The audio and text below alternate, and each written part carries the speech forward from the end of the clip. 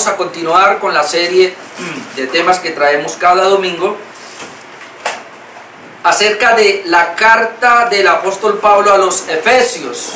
Así que vamos a ir a Efesios capítulo 6.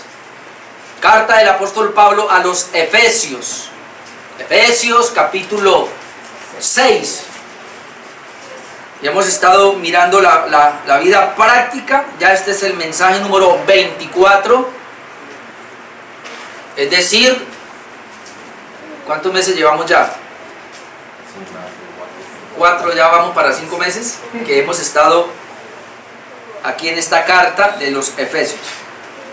A las personas que están llegando, si usted quiere la serie, se encuentra en nuestro canal de YouTube. Al final le damos un folleto y ahí nos encuentra, y ahí está toda la serie del mensaje número 1 hasta el de hoy, que es el 24. Creo que voy a predicar 3 mensajes más de esta serie. Entonces nosotros estamos ya terminando, estamos en el capítulo 6 y estamos viendo la última sección prácticamente, porque después hay una salutación que vamos a ver, una conclusión. Pero estamos mirando el bloque de la armadura de Dios, que sería Efesios capítulo 6, versículo 10 al 20. Efesios, ubica allí por favor, Efesios capítulo 6, versículo 10 hasta el 20, ahí nosotros estamos ubicados. Y estamos ya mirando la parte de la armadura de Dios, otros lo llaman la lucha del cristiano, o la guerra espiritual, la guerra que tiene el cristiano que enfrentar día a día. Ahora, esto es así porque el apóstol Pablo en los capítulos 1, 2 y 3 nos habló de la doctrina. Y después de que vimos aquella doctrina tan especial que el apóstol Pablo nos da para la iglesia, y la posición que tenemos en Cristo y la bendición que tenemos en Cristo de la salvación por el Padre, por el Hijo y por el Espíritu Santo, entonces ahora Él nos dice, como somos nuevas criaturas, vamos a vivir una nueva vida en Cristo. De hecho es lo que dice la Biblia. Nosotros, al estar en Cristo, somos nuevas criaturas. Y entonces el apóstol Pablo comenzó a enseñarnos de que nuestra vida es diferente a la vida del mundo, a la vida del impío, a la vida del inconverso. Nuestra vida es diferente. Y entonces en esa nueva vida que el Señor nos da, es decir, Él nos ha regenerado a nosotros, nos ha hecho nueva criatura, nos ha dado al Espíritu Santo. Por tener una vida nueva y por tener al Espíritu Santo en nosotros, es que ahora podemos vivir la palabra de Dios. Yo eso lo dejé muy claro desde el comienzo, porque hay muchas personas que llegan a las iglesias y aprenden todo, aprenden a cantar, aprenden a orar, aprenden a leer la Biblia, y ellos quieren aprender a obedecer. El asunto es que esto no se puede.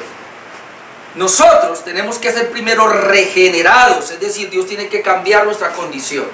Recuerde que en Efesios 2 vimos que el hombre estaba muerto en sus delitos y pecados, y una persona muerta espiritualmente no puede hacer nada para Dios, nada. Entonces esa es la razón por la cual Él viene y nos regenera, es decir, nos da una vida nueva para que nos despertemos espiritualmente, y ahora sí comenzamos a medio entender y a medio ver y a medio percibir las cosas de Dios. Y en la medida que vamos creciendo espiritualmente, vamos entendiendo más, vamos viendo mejor, y el Espíritu Santo en nosotros nos ha capacitado, nos capacita para ahora poner en práctica lo que el Señor nos está dando. Es decir, no es cristiano aquel que conoce el Evangelio y no lo vive. Un cristiano verdadero, y que tiene que ser así, porque si no, no es regenerado, conoce la palabra y la pone por obra. Y entonces el apóstol Pablo en el capítulo 4, 5 y 6 hasta el versículo 9 nos enseñó. De hecho, lo último que vimos fue cómo vivir una vida práctica en el hogar y en el trabajo, de la obediencia.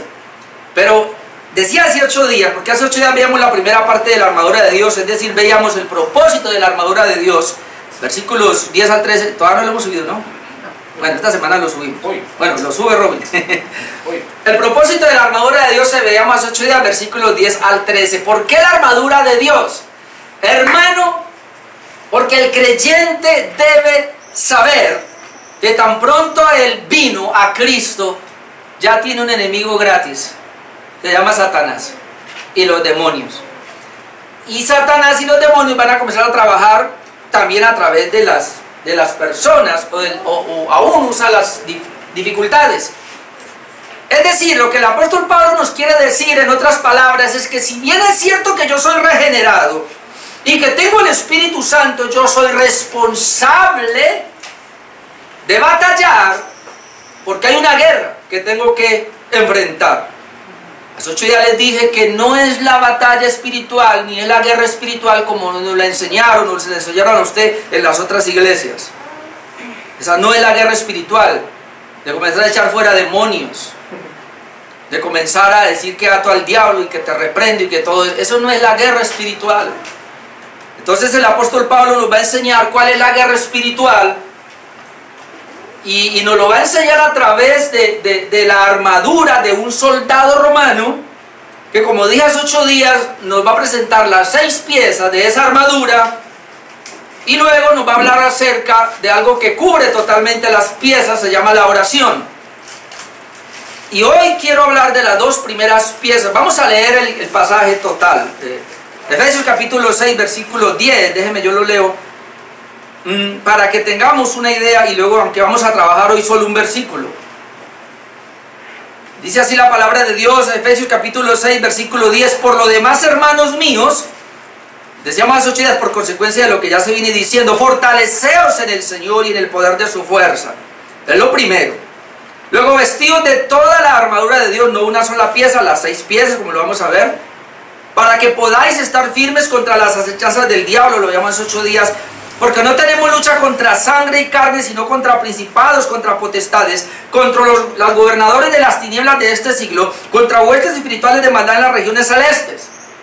Por tanto, tomad toda la armadura de Dios para que podáis resistir en el día malo y habiendo acabado todo, estad firmes. Hasta ahí quedamos 8 días. Luego dice 14, estad pues firmes, ceñidos vuestros lomos con la verdad y vestidos con la coraza de justicia y calzados los pies con el apresto del evangelio de la paz. Sobre todo tomad el escudo de la fe con que podáis apagar todos los dardos de fuego del maligno y tomad el yelmo de la salvación y la espada del Espíritu, que es la palabra de Dios, orando en todo tiempo con toda oración y súplica en el Espíritu, velando en ello con toda perseverancia y súplica por todos los santos y por mí, a fin de que al abrir mi boca me sea dada palabra para dar a conocer con denuedo el misterio del Evangelio, por el cual soy embajador en cadenas, que con denuedo hable de él como debo hablar. La armadura de Dios, la segunda parte. Vimos número 1, el propósito de la armadura de Dios, versículos 10 al 13, y vamos a ver número 2, la descripción de la armadura de Dios, versículos 14 al 20, pero específicamente vamos a ver hoy versículo 14. Dice el versículo 14 ahí, estad pues firmes, ceñidos vuestros lomos con la verdad y vestidos con la coraza de justicia. En esta versión, traducción al lenguaje actual, dice así: manténganse alerta, que la verdad y la justicia de Dios los vistan y protejan como una armadura. Lo repito, manténganse alerta, que la verdad y la justicia de Dios los vista y protejan como una armadura. Ok, como estamos enfrentando a un enemigo espiritual, versículo 12, que dice aquí, por tanto, versículo 12, porque no tenemos lucha, escuchen, no tenemos lucha contra sangre y carne. Dejamos hace 8 días claro que sangre y carne son seres humanos. No tenemos lucha contra seres humanos, dice aquí la palabra, sino contra principados. Definíamos que es un principado, un personaje principal, una potestad, un gobernador de la oscuridad o de las tinieblas y una hueste espiritual de maldad en las regiones celestes, es decir, ellas están por encima de nosotros. Decíamos que Satanás, cuando cayó, Apocalipsis nos da la idea y lo llama hace 8 días, él se trajo 1/3 parte de los ángeles. Y siempre que pensamos en 1/3 parte, pensemos entonces en 3 partes. Hay 3 partes de ángeles que Dios hizo. Satanás se revela y él se trae 1/3 parte. Es decir, tenemos 2/3 partes, somos mayoría a favor de nosotros. Y la Biblia registra que estos ángeles son enviados, ¿por quién? ¿Por el creyente o por Dios? Por Dios, no por nosotros. Son enviados por Dios para servirnos en la salvación. Es decir, usted no necesita, hermano, orar y decir activo ángeles, porque usted no tiene ese poder, ni yo tampoco. Usted no puede ahora ir y decir, el ángel no sé qué venga y me ayude no. Usted sencillamente le ora a Dios, y Dios, el Señor, yo siempre le oro, Señor, tú me guardas, tú me llevas. Y Dios puede enviar ángeles a que me guarden. Dice que ellos nos van a guardar, los que somos herederos de la salvación, ¿verdad? Ellos están para ministrarnos a nosotros. Pero Dios lo hace de una manera que Él es el que lo hace, nosotros no tenemos nada que ver ahí. Así que ya por lo menos estamos desaprendiendo algo que usted había aprendido a enviar ángeles, ¿sí o no? En misiones. Hay un libro que es que ángeles en misiones especiales, nada de eso. No. Tenemos entonces, lo que quería mencionar acá es que tenemos, hay unos ángeles caídos, puede llamarse demonios también, y ellos están con Satanás, y ellos son entonces adversarios, obviamente, de nosotros, pero tenemos 2/3 partes que son nuestros amigos, o sea, están a favor de nosotros. Y tenemos que tener entonces en cuenta que como tenemos esa lucha, necesitamos armas espirituales, no armas carnales. Hermano, todo eso de la guerra espiritual que es hoy en día de atar y desatar, dice que tienen el poder para hacerlo, de alguna manera son armas carnales, no son espirituales, y ahorita vamos a ver cuáles son las espirituales. Miren lo que dice 2 de Corintios 10 para que miremos un poco. El apóstol Pablo vuelve y lo ratifica acá. 2 de Corintios capítulo 10, versículos 3 al 6. Dice, pues aunque andamos en la carne, porque a Pablo lo estaban acusando de que él andaba en la carne. Lo que pasa es que usted es un carnal. Entonces él dice, bueno, aunque andamos en la carne, obviamente, hermano, si a usted alguien le dice que usted es un carnal, dígale, claro, ¿no es que yo ando en la carne? O usted es un espíritu. Usted es un ser humano. Yo soy un ser humano. Entonces, claro que sí. Entonces Pablo dice, bueno, aunque andamos en la carne, no militamos según la carne. Y eso es muy importante porque la milicia aquí está hablando de algo espiritual. Es decir, aunque yo estoy en mi carne y en mi cuerpo acá, y estoy expuesto al pecado, tengo sentimientos, tengo una voluntad, y me equivoco muchas veces, pero yo no milito. Es decir, mi milicia o mi batalla no es carnal, sino que es espiritual. Y luego él dice acá, pues aunque andamos en la carne, no militamos según la carne. 4, porque las armas de nuestra milicia no son carnales, sino poderosas en Dios para la destrucción de fortalezas. Vamos a pensar acá. Las armas de nuestra milicia no son carnales, no son humanas, sino que son poderosas en Dios para la destrucción de fortalezas. Note, hermano, que hace 8 días hablábamos de las fortalezas. Yo les decía que la fortaleza es como una ciudad amurallada, ¿no? Que el enemigo podía venir, pero encontraba esos muros allí, y era una fortaleza. Ellos se escudaban en el muro, obviamente. Entonces Jehová es nuestro muro, Jehová es nuestra fortaleza, Dios es nuestra fortaleza frente al enemigo. Pero aquí está diciendo ahora lo contrario, bueno, en otro sentido. Dice que las armas de nuestra milicia no son carnales, sino poderosas en Dios para la destrucción de fortalezas. Es decir, Dios es nuestra fortaleza, pero el enemigo también ha levantado unas fortalezas, y nosotros tenemos unas armas espirituales para derribar esas fortalezas. Ahora, no nos hagamos la idea de que fortalezas como hacen hoy día son fortalezas en las ciudades que el diablo ha puesto, son demonios, ¿no? Eso es lo que mucha gente cree. Fortalezas son demonios, no, demonios acuñados ahí, y han hecho una fortaleza, y entonces tenemos que ir a hacer guerra, y ir a los aires, y en un avión, una avioneta, en un helicóptero derramar aceite y tanta cosa como hacen hoy día. A eso no se refiere. ¿Cuáles son las fortalezas? Bueno, el mismo texto lo dice, mire, vea, otra vez. Dice, las armas de nuestra milicia no son carnales, sino poderosas en Dios para la destrucción de fortalezas. ¿Quieres saber qué es una fortaleza que solamente es derribada con las armas espirituales? Versículo 5. Ahí está la fortaleza, derribando. Es decir, la fortaleza hay que derribarla. ¿Y qué se derriba? Argumentos. Y toda altivez que se levanta contra el conocimiento de Dios. Ahí está lo primero, que se levanta contra el conocimiento de Dios. Y luego dice, y llevando cautivo todo pensamiento, ¿a qué?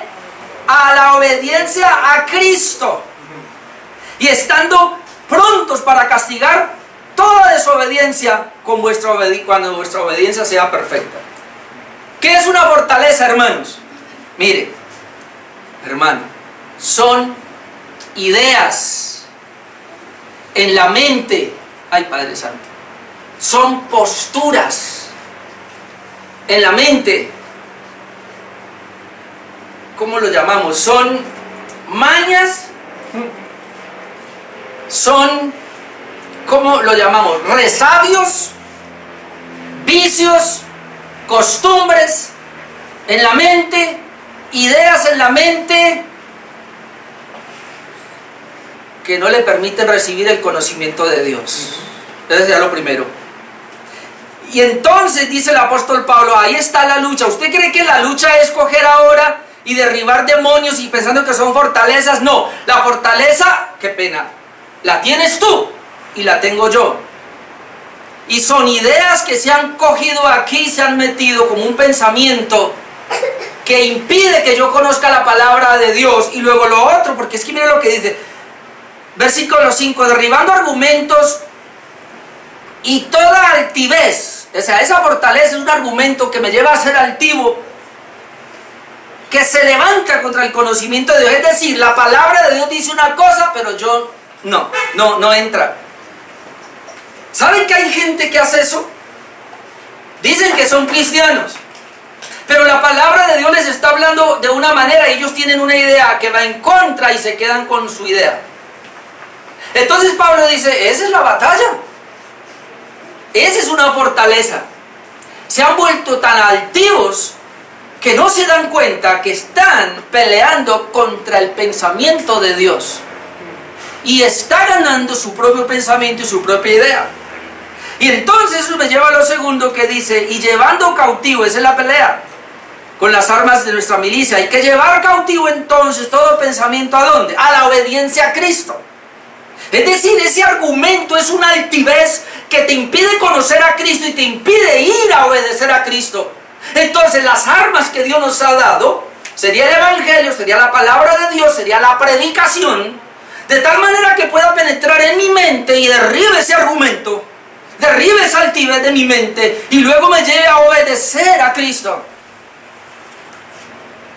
Y entonces el verso 6, y estando prontos para castigar toda desobediencia. Es decir, si se logra derribar ese argumento, esa altivez y se lleva a Cristo, está bien. Pero y si no, entonces prontos para castigar toda desobediencia, cuando vuestra obediencia sea perfecta. Es decir, en otras palabras, un argumento es mi imperfección en la obediencia. Cuando tú y yo no podemos obedecer, cuando tú y yo sabemos que hay que obedecer, pero no lo hacemos, y usted va a sacar todas las excusas. Yo no negocio la palabra. Usted me trae todas las excusas que quiera. Yo no peleo con usted. Tranquilo, siga. Pero yo sé que es una fortaleza. Yo sé que es un argumento. Y como usted por la gracia de Dios vino y se sentó ahí, entonces ahora me toca ahora, Dios me usará para derribar ese argumento con la palabra de Dios. Amén. O se fortalece más, usted verá, o se rinde al Señor y lleva su pensamiento cautivo a la obediencia a Cristo. ¿Qué vas a hacer? Y le tengo una mala noticia. Si usted está ahí y se centra y se fortalece su desobediencia, usted terminará dejando esta iglesia, como muchos ya lo han hecho. No le queda otra. Y buscará una iglesia donde le soben su pecado, donde le digan, usted es bienvenido aquí con todas sus basuras. Usted viene aquí así, pero la palabra de Dios va a trabajar en su corazón y en el mío. Amén. Porque la idea es llegar a ser como Jesús. No, eso es en la gloria, pastor, me dirá usted. Bueno, la Biblia me dice que aquí se puede. Y yo lo creo. Entonces, cuando el apóstol Pablo ahora nos va a decir que tenemos que estar firmes, contra las acechanzas del diablo, no es que el diablo se me va a poner ahí plantado y espíritu de muerte y espíritu de no sé qué. No tiene que ver con eso, hermano. Es con su propia vida y con mi propia vida. En otras palabras, las piezas de la armadura de Dios no son otra cosa que el carácter de Cristo en mi corazón, en mi vida. Y eso es lo que vamos a comenzar a ver, y eso es lo que el apóstol Pablo ahora quiere mostrarnos. Entonces, Efesios capítulo 6, versículo 14, repito, porque ya habíamos visto el versículo 13, por tanto, tomad toda la armadura de Dios para que podáis resistir en el día malo y habiendo acabado todo, estar firmes. El propósito de la armadura es estar firmes contra las acechanzas del diablo que día a día en el día malo nos van a atacar. Entonces, viene ahora la armadura y comienza a describirla. Recuerde otra vez, cuando el apóstol Pablo aparece 3 veces la armadura y dice, vestidos de toda la armadura de Dios, es decir, nosotros no podemos estar sin ninguna pieza, tenemos que tener las 6 piezas envueltas en la oración, como al final lo vamos a ver. Cada pieza de la armadura debemos tenerla, y como les dije hace 8 días, y cada pieza de la armadura tipifica a Jesucristo. Pero cuando aquí dice, ¿cuándo es que vimos la vestimenta? Vestidos de toda la armadura de Dios, acá, versículo 11. Vestidos de toda la armadura de Dios para que podáis estar firmes contra las acechanzas del diablo. Ok, no es que usted se va a vestir, como a usted le enseñaron a orar. Usted toda la mañana se levantaba y antes de salir a la calle, le vístase de la armadura. Entonces yo me visto y se sabía la armadura de memoria, ¿no? Y me visto, no, así no es una oración que usted va a hacer para ponerse estos...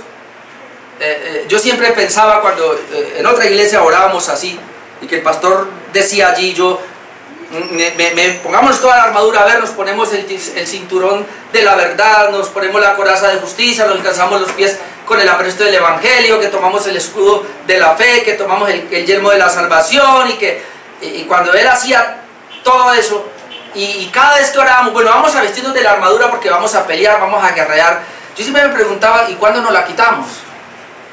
Porque solamente vistámonos de toda la armadura, y le decía a la iglesia, vístase de la armadura, y yo decía, pero ¿cómo así? Yo me he visto, pero ¿cuándo me la quité? Porque hermano, usted solamente se viste cuando se ha quitado otra ropa. Ahora, cuando uno va al original, ahí no dice vístase de la armadura, sino mantenga vestido. No es que está diciendo que en un momento usted se la va a vestir y después usted se lo va a quitar. Es decir, vamos a suponer, usted se va, entonces vístase de toda la armadura, y vamos a hablarle de las 2 piezas, versículo 14. Las 2 primeras piezas: estar pues firmes, ceñidos vuestros lomos con la verdad y vestidos con la coraza de justicia. Le voy a decir esto: el soldado sí se ponía el cinturón, y el soldado sí se ponía en este caso la coraza o el chaleco. Y él sí, para dormir en algún momento o para ir de vacaciones, se lo quitaba. Pero el creyente no. Porque eso es lo que vamos a tratar de ver en estas 2 primeras piezas. Bien, entonces la primera pieza son 6 piezas, hoy vamos a ver 2, pero otras 2 y así. La primera pieza se llama el cinturón de la verdad, versículo 14. Estad pues firmes, ceñidos vuestros lomos con la verdad. Entonces la primera pieza se llama el cinturón de la verdad. El cinturón apretaba la túnica al soldado romano y le daba estabilidad. Es muy probable que el apóstol Pablo estaba mirando al soldado romano, pero él no lo estaba mirando en un desfile militar. El apóstol Pablo está mirando al soldado romano, pero lo está mirando en combate. Y cuando él está viendo al soldado romano en combate, que le está viendo toda su armadura, entonces él lo compara ahora con el cristiano. Y lo que él está tratando de hacer es una comparación. Toma al soldado romano que él está viendo o que él ha visto y dice, bueno, ahora el creyente necesita también de una armadura, pero espiritual. Entonces lo primero que él toma aquí es el cinturón. Y él está viendo al soldado romano. En esa época los soldados usaban una túnica. Entonces ellos se ponían la túnica, pero la túnica era muy ancha. Usted se imagina él corriendo con esa túnica ancha o para pelear con la túnica. Entonces ellos ¿qué hacían? Se les daba un cinturón y el cinturón se lo apretaban acá, bien, se lo ponían. Y entonces daba estabilidad. Primero el cinturón apretaba. ¿No sé si usted se ha dado cuenta? Aquellas personas, coteros es que llaman, bueno en mi pueblo llamaban cotero, a los que cargan, que usted ve que se ponen aquí, o si usted va a hacer fuerza le ponen acá una correa, ¿cómo se llama eso? ¿Ya qué? Una faja. Una faja, bueno, como sea. ¿Para qué? Para que pueda hacer fuerza y él está firme ahí. Y entonces el cinturón le apretaba. Además le apretaba la túnica para que no le molestara. Y es más, hasta la espada podían ponerla ahí. Y le daba firmeza para él poder moverse. Entonces, cuando él está hablando aquí del cinturón, vamos a pensar en el cinturón, nos da firmeza y nos da estabilidad, es decir, para poder batallar. Lo primero, el cinturón nos da firmeza y nos da estabilidad, pero es que el cinturón tiene un nombre. ¿Cómo se llama? La verdad. Entonces ahora ya no piensen en el cinturón, vamos a pensar en la verdad, porque esa es la primera arma, perdón, la primera pieza de la armadura, se llama la verdad. No nos vamos a extraviar con el cinturón de la verdad, vamos a pensar en la verdad. Entonces, ¿cómo se viste la armadura de Dios un creyente? Cuando él tiene la verdad en su vida. Y vamos a hablar de dos cosas, aunque lo voy a dejar para el final, pero habla de Jesucristo como la verdad, pero también va a hablar del creyente que es verdadero. Es decir, el creyente ha recibido la verdad de Dios, ha recibido la verdad de la palabra, él está impreso en esa verdad, el único que puede ser es verdadero, de tal manera que su vida práctica es una vida de verdad. No hay mentira, no hay simulación, no hay hipocresía, él es honesto, él es verdadero donde quiera que se mueve. Así que, ¿cómo yo voy a enfrentar al enemigo? Si mi lucha es contra el enemigo, contra los seres espirituales que van a venir a atacar, de alguna manera a atacarme a mí, poniéndome situaciones. ¿Cómo yo estoy fortalecido? ¿Cómo estoy equipado con la armadura de Dios? Cuando yo soy una persona verdadera. Esto no es cuestión de que usted se va a ir a orar y que me visto entonces ahora con el cinturón de la verdad. No, Señor, ¿cuán verdadero es usted? Eso es lo que la palabra de Dios nos dice. El apóstol Pablo ya había hablado de eso, por eso vamos a ir ahí mismo Efesios, pero 4:15. Miren lo que dice, ya lo habíamos visto, pero una vez más como recordar. Efesios 4:15. Dice, sino que siguiendo la verdad en amor, crezcamos en todo en aquel que es la cabeza, esto es Cristo. Pablo nos llamó, Dios por medio del apóstol Pablo nos llama a que sigamos la verdad en amor. El versículo 25, 4:25. Por lo cual, desechando la mentira, hablad verdad cada uno con su prójimo, porque somos miembros los unos de los otros. Ya lo habíamos visto. ¿Qué hay que hacer? Desechar la verdad, la mentira, perdón. La mentira está enraizada en nuestro viejo hombre. La mentira le compete a las personas que no tienen a Cristo. Pero nosotros que estamos en Cristo ahora, hemos desechado, hemos abandonado, nos hemos despojado, hemos dejado la mentira. ¿Y ahora qué somos? Verdaderos. Verdaderos. Por eso dice aquí, desechando la mentira, hablad verdad cada uno con su prójimo. No andar con excusas. Las excusas son unas mentiras, son engaños. No, hermanos, la verdad es lo que ya nos había enseñado. Y en el capítulo 5, versículo 6, nadie os engañe con palabras vanas, porque por estas cosas viene la ira de Dios sobre los hijos de desobediencia. Es decir, los hijos de desobediencia que activan la ira de Dios son los que engañan. Nadie os engañe, no debe haber engaño en el pueblo de Dios. Hermano, tú y yo como hijos de Dios debemos ser tan sinceros y tan honestos que debemos creer lo que el hermano nos está diciendo. Cuando yo lo llamo a usted y le hago una pregunta, usted me va a contestar como es. Usted no va a inventar nada. Ni al hermano, ni a nadie. Y no solamente entre hermanos, sino en nuestra vida secular.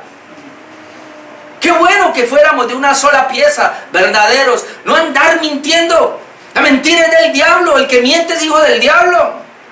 Usted quiere tener la primera pieza, usted quiere tener la armadura de Dios para enfrentar este mundo tan podrido como está, hermanos. Seamos verdaderos. ¿Que por qué no vino al culto? Me dio pereza, pero no se invente un dolor de cabeza.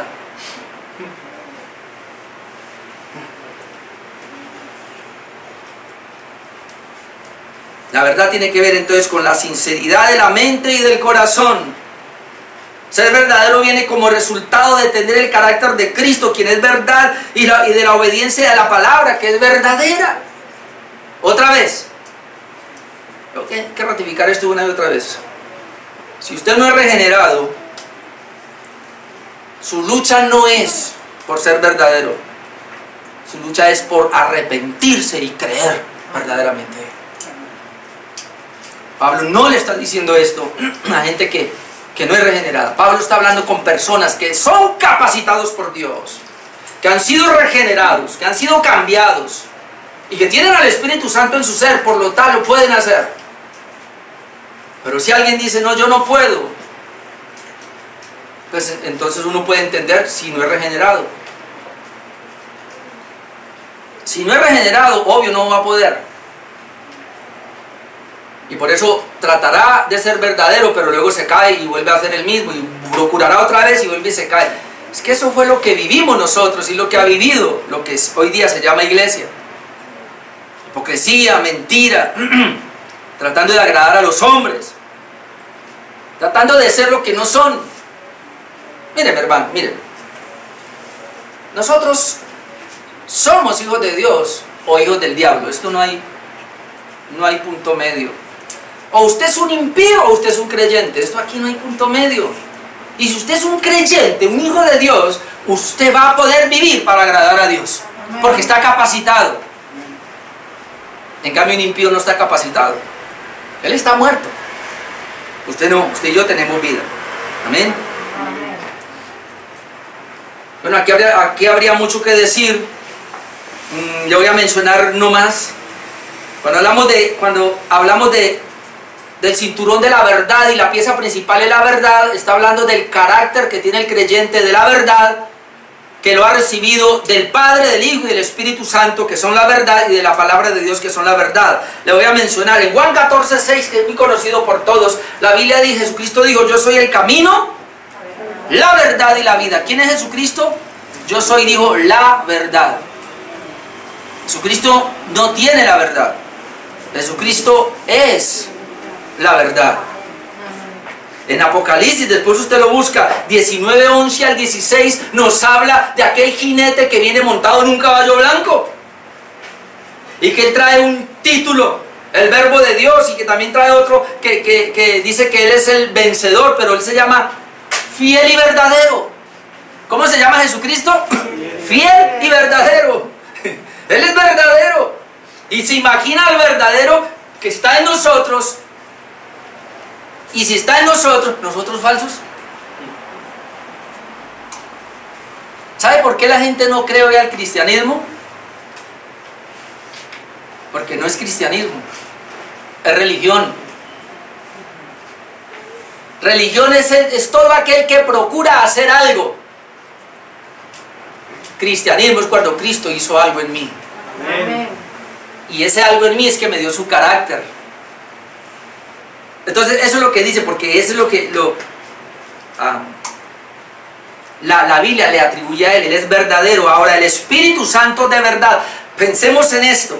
Y aquí hay varias citas. Juan 14, 16, 17. Juan 15, 26. Pero voy a leer este. Juan 16, 13. El Evangelio de Juan, capítulo 16, versículo 13, para ver quién es el Espíritu Santo. Juan 16, 13. Dice, pero cuando venga el Espíritu, ¿de qué? ¿Qué es el Espíritu? De verdad. Él nos guiará ¿a qué? A toda la verdad. ¿A alguna verdad? El Espíritu Santo nos guiará ¿a qué? A toda la verdad.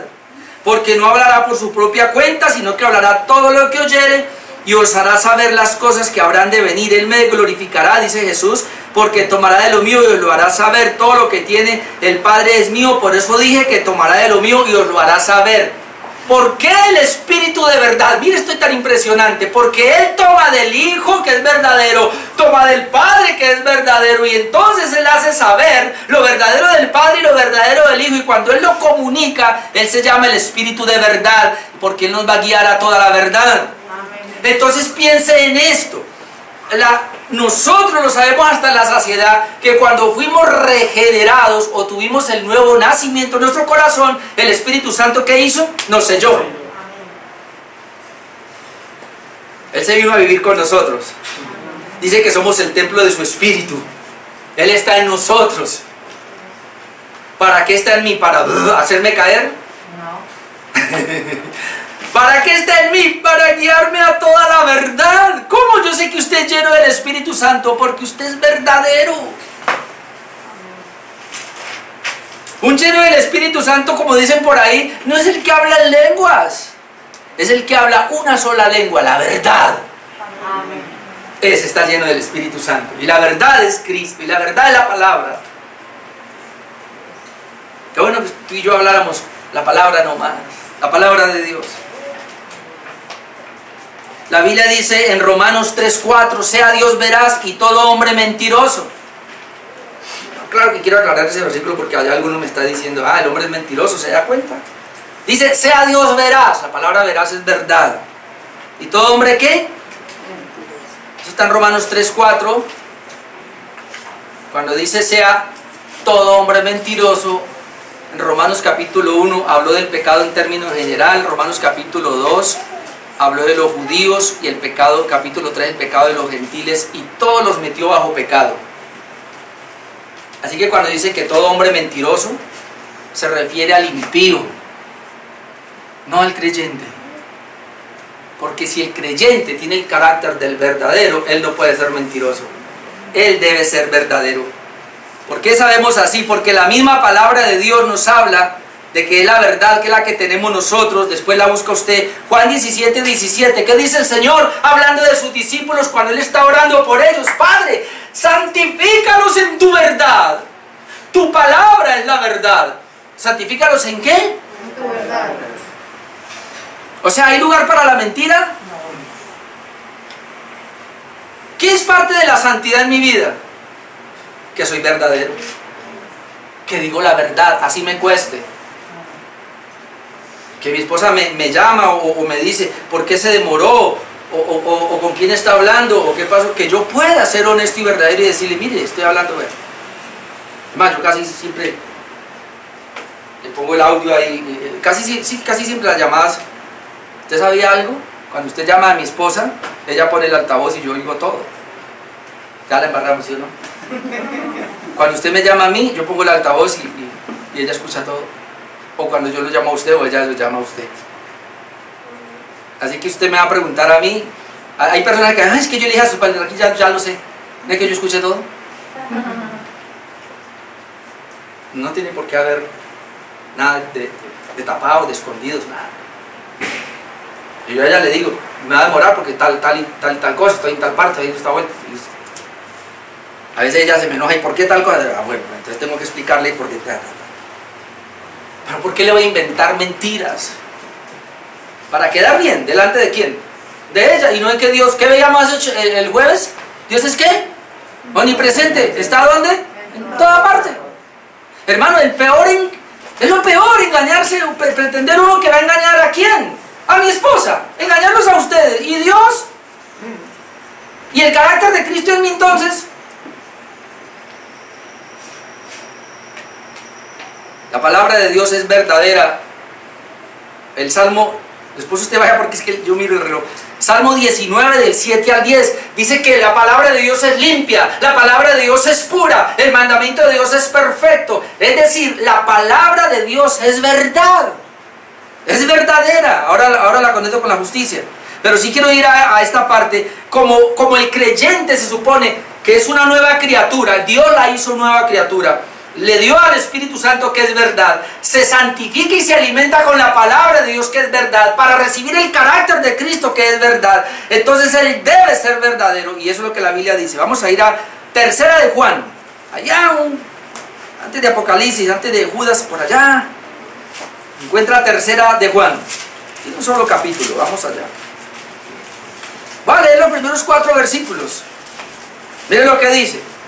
Tercera de Juan, versículo 1. El anciano a Gallo, el amado a quien amo, ¿en qué cosa? En la verdad. Vamos a ver cuántas veces aparece la verdad ahí. Amado, yo deseo que tú seas prosperado en todas las cosas y que tengas salud, así como prospera tu alma. Un versículo mal interpretado por la falsa teología de la prosperidad. Cuando dice aquí que yo deseo que seas prosperado en todas las cosas, está hablando de la verdad, así como prospera tu alma. Esa prosperidad del alma es la verdad. ¿Por qué? Porque mire lo que dice el texto que sigue. Pues mucho me regocijé cuando vinieron los hermanos y dieron testimonio de tu verdad, de cómo andas en la verdad. No tengo yo mayor gozo el oír que mis hijos andan en la prosperidad financiera. Andan en la verdad. Andan en la verdad. Es que este versículo, amado, yo deseo que tú seas prosperado en todas las cosas, tenga casa, carro y beca y todo, así como prospera tu alma. ¿Cuál es la prosperidad del alma? En otras palabras, es la verdad. Y Juan sí dice, yo me alegro de saber que andan en la verdad. Entonces dígame, hermano, si ese andar en la verdad, porque, qué pena, ¿no? Pero yo a veces escuchaba gente decir, no, usted es... Dios verá, sea Dios verá, el hombre mentiroso. Eso no se puede cambiar, ¿que no? Entonces el Señor, ¿qué vino a hacer en nosotros? Sí, yo era mentiroso todo el tiempo antes de la regeneración. Ahora soy verdadero. Eventualmente caeré en alguna mentira. No, Señor, ayúdame a no caer. Obviamente por mi debilidad y mi fragilidad. Pero yo soy la verdad, porque estoy en la verdad. Amén. Y eso es lo que dice aquí Juan. Cuánto me gozo yo en encontrarme con la iglesia, de saber que andan en la verdad.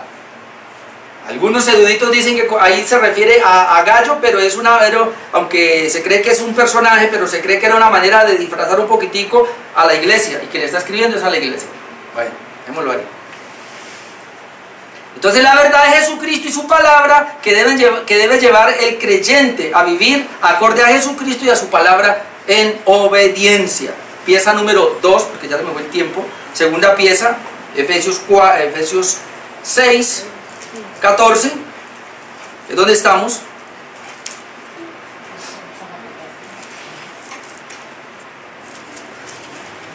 ¿Cuál sería la segunda pieza? La coraza de la justicia. Y ahí está la otra. Otra vez, estad firme, estad pues firme. ¿Cómo voy a estar firme? Ya me dijo que yo estaba firme, vestido de la armadura de Dios. Ahora, la verdad no es algo que usted se pone y se quita. ¿No?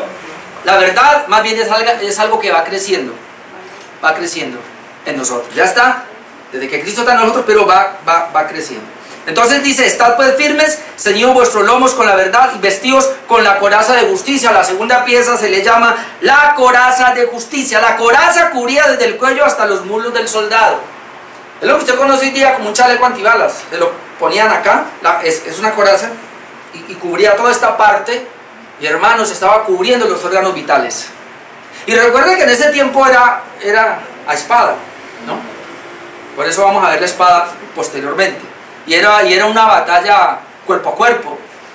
Ya tenía que ir a la guerra y tenía que enfrentarse con el enemigo. Y entonces, cuando llegara la espada aquí, pues no tocara órganos vitales que les pudiera causar la muerte. Se refiere a la rectitud moral, santa y justa del creyente. Y se refiere también a Jesucristo mismo, que es la justicia de Dios. Esas son las dos cosas que tenemos que tener claras acá.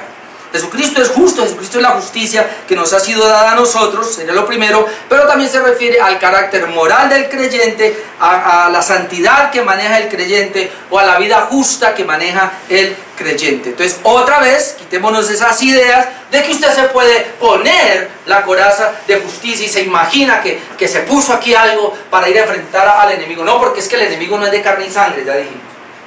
Es espiritual, y la única manera entonces es que ya estamos protegidos con la verdad, nos hemos cubierto totalmente, ahora nos hemos colocado o tenemos puesta la coraza de justicia, es decir, la justicia, sería en este caso la justicia es como una coraza para mí, eso es. La justicia va a cubrir mis órganos vitales, la justicia en mí va a hacer que yo no muera. La justicia de Dios en mí me da la vida, a eso es que se refiere. Y eso es lo que vamos a tratar de ver brevemente. Se refiere a la rectitud moral, ya lo dije, santa y justa del creyente. Pablo ya lo había mencionado también en la Nueva Vida, Efesios capítulo 4, versículo 24. Él ya lo había dicho, pero vamos a leer Efesios 4:24, y vestidos del nuevo hombre, creados según Dios en la justicia y santidad de la verdad. Ahí están las dos. Pero es muy importante que entendamos esto, mi hermano. Dice que nosotros hemos sido vestidos del nuevo hombre. Hemos desechado el viejo hombre ya por la fe y nos hemos vestido del nuevo hombre. Pero ese nuevo hombre ha sido creado en Cristo, dice aquí, según Dios, en la justicia y santidad de la verdad. Es decir, la regeneración que está en mí, cuando Dios me dio la nueva vida, me la dio en la justicia. Bueno, ¿y qué significa la justicia? Voy a tratar de explicarlo. La justicia, bueno, ¿qué entiende usted por justicia cuando dice que alguien sea justo? O lo vamos a llevar a la justicia. Cuando usted entiende que lo vamos a llevar a la justicia es para que ellos le cobren o le hagan pagar las injusticias que él cometió. Si es una persona justa, es una persona que vive acorde a una ley que se ha establecido. Quien puede vivir acorde a esa ley se le llama justo. Quien viola esa ley es injusto. Ahora, la justicia no la dictamina el hombre. No es lo que usted cree que es justo. La justicia espiritualmente la dictamina Dios. Dios es el que ha determinado qué es justo. Dios es justo en el sentido de que Él hizo todo, y lo que Dios ve y está de acuerdo, eso es la justicia. Todo lo que esté en contra de lo que Dios está en contra, eso es injusticia. Entonces la justicia de Dios son los 10 mandamientos. Y estos son los 10 mandamientos justos que Dios dejó. Cuando yo quebranto un mandamiento, soy injusto. Entonces hay dos maneras de que el hombre pueda ser justo. Primero, guardando los 10 mandamientos. El punto es que ¿quién lo puede hacer? Nadie. Entonces ahí somos injustos. Siempre vamos a estar en una injusticia delante de Dios. Ah, pero hubo uno que guardó los 10 mandamientos perfectamente. Se llama Jesucristo. Entonces, ¿qué es la justicia? ¿Quién cumplió la ley perfectamente? Jesucristo. Él es justo. Él es el único justo. Entonces, ¿cómo puedo yo ahora? Dice que en el nuevo hombre yo fui hecho en la justicia de Dios. Porque el nuevo hombre es por la fe en la obra de Cristo, que en la cruz murió para perdonar mis pecados. Aquí hemos hablado de la doble imputación. Me adelanto, usted después lo busca. Segunda de Corintios 5:21 me aclararía el punto. Segunda de Corintios 5:21 dice que al que no conoció pecado, es decir, Jesucristo, dice que por nosotros fue hecho pecado. Lo que llama la doble imputación, es decir, el pecado mío se lo he transferido a Cristo. ¿Sí? Cristo tomó todo mi pecado, pero luego dice, para que yo fuese hecho, ¿qué? Justicia de Dios en él. Yo creo que usted me va a entender mucho mejor cuando leamos este pasaje. Romanos 5:18. A mí me encanta este tema de la justicia de Dios. Romanos 5:18. Miren lo que pasaba. Romanos 5:18, así que como por la transgresión de uno, ¿ese uno quién es? Adán, el primer Adán. Vino la condenación a todos los hombres. Por el pecado de Adán, todos llegamos a ser condenados, a recibir la condenación. Dice que de la misma manera por la justicia de uno. ¿Quién es ese uno? Cristo. La justicia de uno. ¿Ve? Vino a todos los hombres la justificación de vida. A ver. A todos los hombres aquí no son todos los hombres, sino todos los hombres a los cuales Él justificó, es decir, la iglesia. Y lo podemos seguir mirando. Bueno, ok, por la justicia de uno. Es que yo quiero que, ya lo he explicado, pero para los que no han estado acá, mire, póngale cuidado. Pablo en Romanos 5 tiene dos representaciones, es decir, hay dos cabezas federales. Es decir, el ser humano está en una de esas dos cabezas federales, que es una cabeza federal, una representación. Es decir, Adán representó a toda la humanidad caída, ahí estabas tú y todos los impíos. Pero luego vino Cristo, el segundo Adán, y Él representa a los suyos, es decir, a los que Él vino a salvar, es decir, la iglesia. Entonces, todos los que están representados en Adán son condenados, van al infierno. Pero tú y yo ya nos estábamos representados en Adán, ahora estamos representados en Cristo. Amén. Y por estar representados en Cristo, entonces Él es justo, Él es la justicia de Dios para todos los que estamos representados en Cristo. Esos son todos. ¿Ve? Ahora sí entendamos el versículo otra vez, porque algunos van a pensar, ¡ay! Todos somos justificados. No, un momentico, todos no. La iglesia, los creyentes. Ojalá me esté viendo Manuel, que tiene problemas con la predestinación. Aquí hay un texto que le va a ayudar. Otra vez. Dice, así que por la transgresión de uno vino la condenación a todos los hombres. De la misma manera por la justicia de uno, este Jesucristo, vino a todos los hombres la justificación de vida. A todos los hombres la justificación de vida. O sea, a todos los que están en Cristo, los que están en esa cabeza federal. 19. Porque así como por la desobediencia de un hombre. ¿Usted no notó que la justicia tiene que ver con la obediencia? Es lo mismo. Muchos dicen yo soy justo. Yo digo muéstrame la obediencia.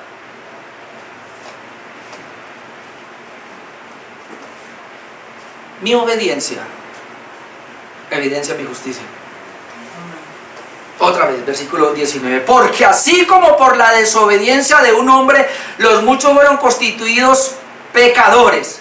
Por la desobediencia de un hombre fueron constituidos pecadores, es decir, injustos. Así también por la obediencia de uno, ese es Jesucristo, la obediencia de uno, los muchos serán constituidos justos. ¿Qué es constituidos justos? Que ya no se me imputa una desobediencia, porque Jesucristo en la cruz pagó. ¿Qué es la doble imputación? Vuelvo y lo digo porque me fascina. Vamos a suponer, ahí está la cruz. Ahí está Jesucristo en la cruz, muriendo. Pero cuando Él muere, voy a representarme a mí. Él dice, Orlando, entregan tu pecado, yo lo tomo. Entonces, mi pecado, ¿cuál es mi pecado? Mi pecado, ¿cuál es mi pecado? Pasado, presente y futuro. Mi pecado es desde el primero que cometí cuando nací hasta el último, cuando me muera, es todo mi pecado. Toma mi pecado, sí Señor Jesús, te entrego mi pecado. O sea, yo ya aparezco delante de Dios inocente. Aparezco como que nunca quebranté la ley. Pero luego Jesucristo dice, pero yo obedecí la ley, te entrego a ti mi justicia, es decir, la obediencia de la ley te la entrego a ti. Entonces ahora delante de Dios aparezco sin deuda, porque Jesús pagó mi deuda de mi pecado, y aparezco con justicia, es decir, con obediencia, que no es la mía, sino la de Jesucristo, que me la entregó a mí. Esa es la doble imputación. Yo le entrego a Él mi pecado y Él me entrega a mí su justicia. Por eso dice que fuimos declarados justos. Pero esto es una declaración de justicia delante de Dios. Ahora, el punto es el siguiente, porque ya me fue el tiempo. ¿Eso quiere decir entonces que porque ya soy justo, me duermo en mis laureles ahora? ¿No soy responsable de ser justo? Ese es el error de muchas personas. Yo voy a dejar, esto se amplía un poco más y anote esta cita, Romanos 3, 21 al 26, después lo voy a leer, Romanos 3, 21 al 26, porque vamos a ir a Apocalipsis. ¿Qué es la justicia de Dios entonces? ¿O qué dice que vestidos de toda la armadura de Dios? Ya vimos el cinturón de la verdad y ahora dice que debemos tener la coraza de justicia que nos va a proteger de nuestros órganos vitales, es decir, nos va a dar la vida. Eso es, protección de órganos vitales, es que tengo la vida. O sea, yo tengo la vida eterna ahora porque tengo la justicia. Tengo la justicia de Dios. ¿Quién me dio esa justicia? Jesucristo, por la fe en Jesucristo. ¿Amén? Por la fe en Jesucristo tengo la justicia, pero yo soy justo para vivir en justicia. Apocalipsis 22. O sea, tengo muchos pasajes acá, pero vamos a este nomás. A mí siempre me ha impactado este pasaje. Sí, porque en la historia de la iglesia siempre han aparecido grupos de personas. Se llaman los quietistas. El Señor hizo todo, yo no tengo que hacer nada. El Señor hizo todo, y es cierto. Pero Él a mí me dio una responsabilidad de mi santificación y de mi caminar en la justicia. Y si no, miren lo que dice Apocalipsis 22, versículo 10. Y me dijo, no selle las palabras de la profecía de este libro porque el tiempo está cerca. Amén, el tiempo del Señor está cerca. Mire lo que dice, el que es injusto, sea injusto todavía. ¿Por qué no le dice que sea justo? Porque no puede. El que es injusto, lo único que puede es ser injusto. El que es inmundo, sea inmundo todavía. ¿Por qué le dice que el inmundo debe ser inmundo todavía? Porque él no va a poder cambiar su condición. Pero luego dice, y el que es justo, ¿qué cosa? Practique la justicia todavía. Y el que es santo, ¿qué cosa? Padre, santifíquese todavía. Hermanos, hay dos clases de justicia. Tú eres justo ahora mismo sin pecado delante de Dios, posicional. Pero usted debe practicar esa justicia. Yo soy santo ahora mismo y usted es santo ahora mismo delante de Dios, posicional. Pero yo debo practicar la santidad, es decir, crecer en santidad, crecer en justicia. Esto no es un invento mío, ni es un invento de los teólogos de toda la historia del cristianismo. Esto lo dice la Biblia. El que es justo, ¿qué? Practique la justicia. El que es santo, ¿qué? ¿Qué dice ahí? Ay, ¿y por qué lo manda a santificarse? Porque hay dos tipos de santidad, la santidad posicional y la santidad progresiva. Y eso usted no lo puede borrar. Es lo único, si no usted va a entrar en un problema que no lo va a entender, hermano, y sales con herejías a tratar de resolver eso. Y luego, he aquí, versículo 12, yo vengo pronto y mi galardón conmigo, ¿para qué? Para recompensar a cada uno según sea su obra. ¿A qué obra se está refiriendo que va a recompensar? A la obra de justicia y a la obra de santidad. ¿Sabía usted, hermano, que Dios y la iglesia, y para eso es la palabra, para eso es el culto, para que ahora recibimos la palabra, el Señor nos capacita y vamos esta semana a practicar la justicia y vamos esta semana a practicar la santidad y como resultado al final vamos a tener un galardón? Amén. No es para santidad. Usted no va a practicar la justicia para, salvación. Usted no va a practicar la justicia para ser salvo. Usted ya es salvo. Pero ¿cuál es la evidencia de que es salvo? Que vive en justicia, que vive en santidad. Entonces la coraza de justicia se refiere a Jesucristo, la verdad de Jesucristo. La coraza de justicia es Jesucristo, que usted está en Él y que Él está en usted y usted en Él. ¿Cómo sabemos que Él está en mí y yo estoy en Él? Hermano, por la vida de justicia que llevamos, por la verdad en la cual vivimos. Y esto no es que usted se lo pone ahora y se lo quita mañana. Es una vivencia. Todo el tiempo debemos permanecer ahí. Amén. Estas son las dos primeras piezas de la armadura. Póngase de pie, vamos a orar.